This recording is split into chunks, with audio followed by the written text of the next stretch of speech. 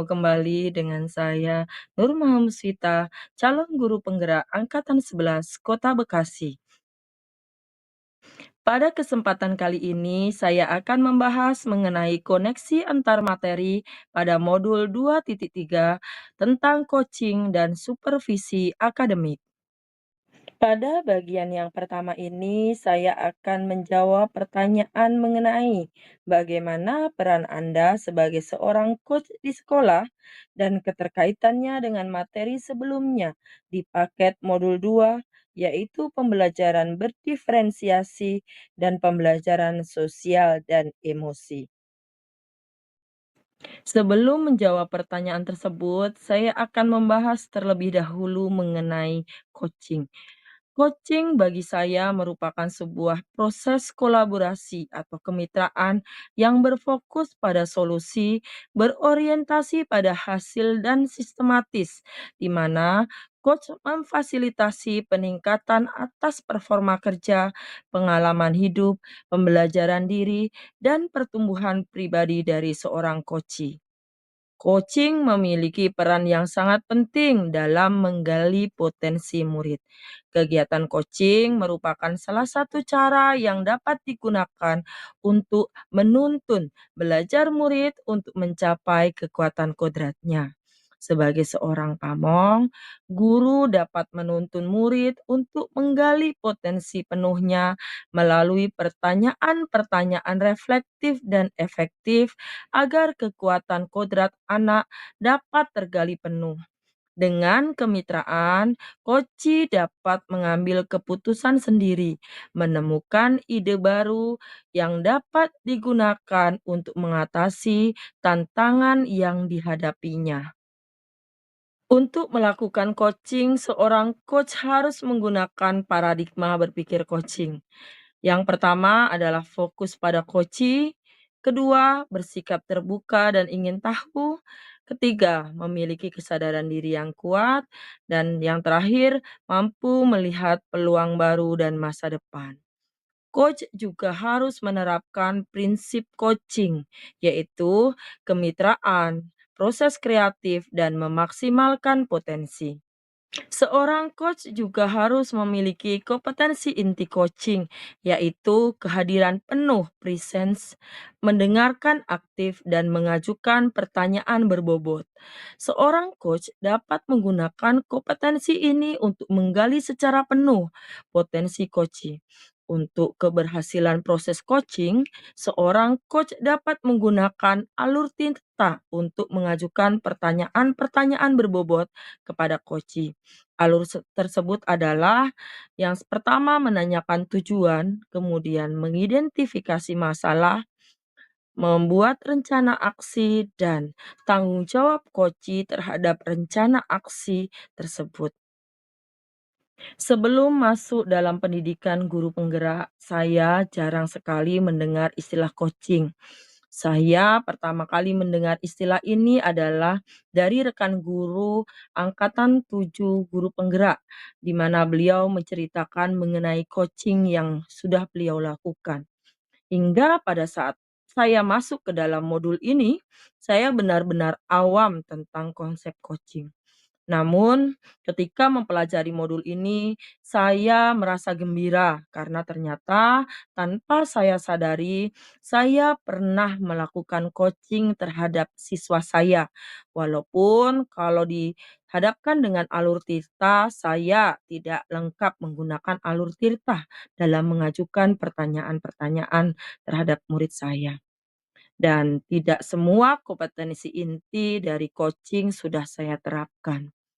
Beberapa kasus yang pernah saya tangani adalah, ketika anak mengalami kesulitan dalam menentukan pembuatan produk hasil karya, baik yang berupa produk jadi ataupun hasil karya yang akan digunakan dalam presentasi di depan kelas. Dalam beberapa kesempatan di kelas, anak-anak sering bercerita mengenai permasalahan yang mereka hadapi ketika mereka merasa kesulitan dalam membuat produk hasil karya. Sehingga biasanya saya akan mengajukan beberapa pertanyaan yang dapat bantu mereka untuk menemukan ide yang dapat mereka gunakan untuk membuat hasil karya. Pertanyaan-pertanyaan itu yang saya ajukan itu seperti, produk apa yang ingin kalian buat? Terus apakah kalian yakin dapat membuat produk tersebut? Bagaimana proses pembuatannya?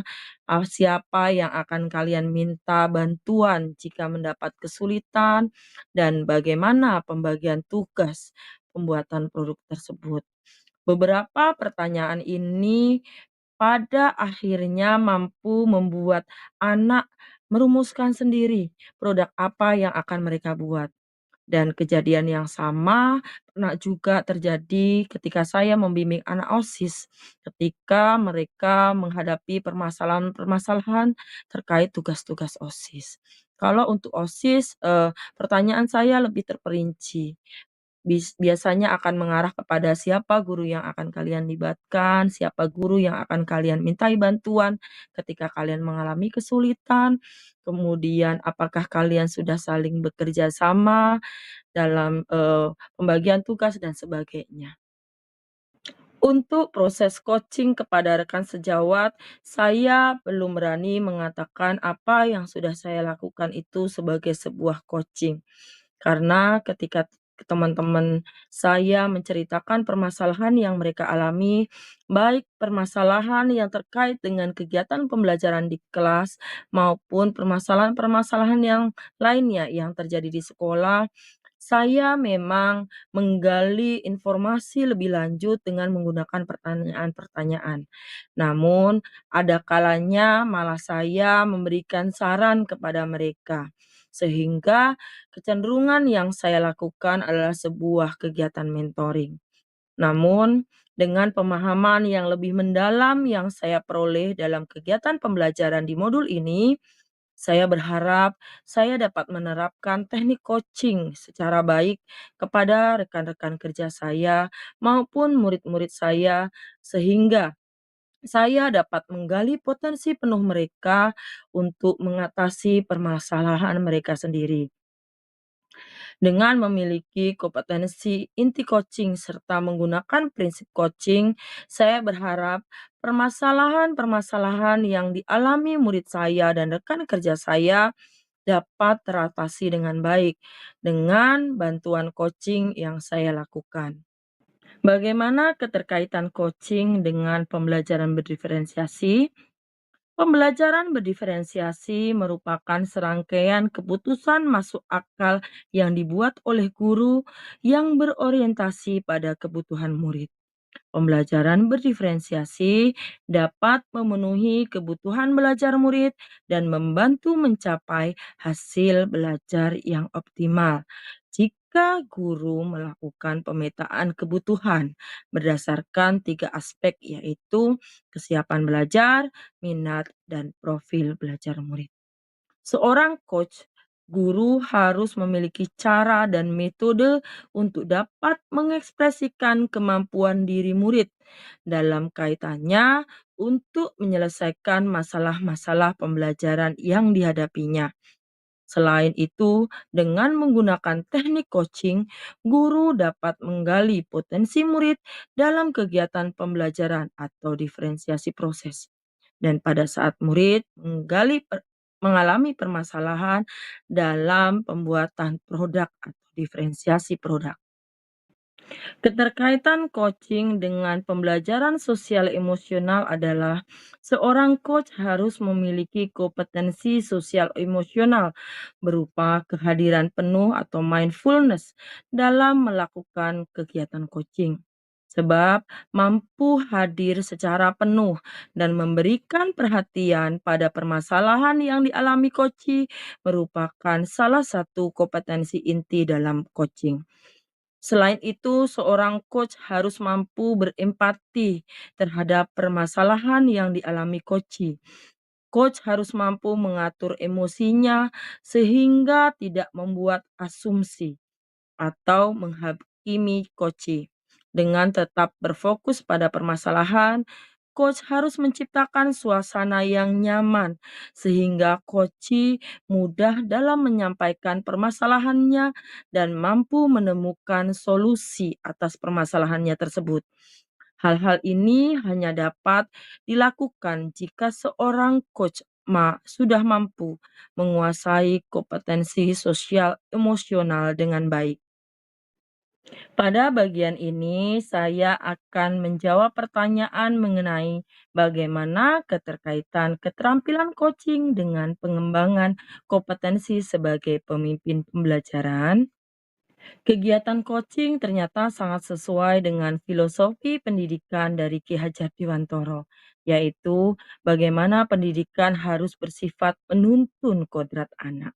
Maka, seorang coach harus mampu menuntun murid mengembangkan semua potensi yang ada di dalam dirinya agar mencapai keselamatan dan kebahagiaan, baik sebagai individu maupun anggota masyarakat dengan memberi ruang kebebasan pada murid untuk menemukan kekuatan apa yang ada dalam dirinya.